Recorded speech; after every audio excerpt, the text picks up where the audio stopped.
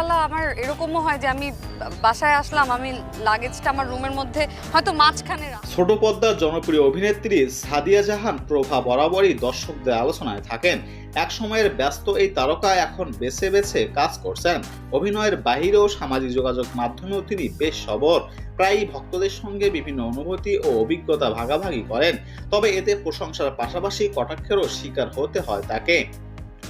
সম্প্রতি নিজের ফেসবুক স্ট্যাটাসে সেই যন্ত্রণার কথাই তুলে ধরেছেন এই অভিনেত্রী। তিনি বলেন, কেউ যখন হেসে হেসে খোঁচা মেরে কথা বলে আমিও তার সাথে হাসি।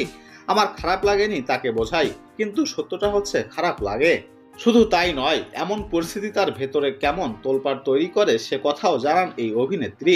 তিনি বলেন, কেন জানি যখন কেউ মজার ছলে এমন কিছু বলে ফেলে সেটা আমার জন্য যন্ত্রণাদায়ক। তখন মুখে হাসি থাকলেও বুকে শুরু হয়ে যায় ভাঙচুরের ঝড়। খোঁচা দিয়ে কথা বলা মানুষেরা আসলে জানে না তাদের ভিতরটা কত কুৎসিত।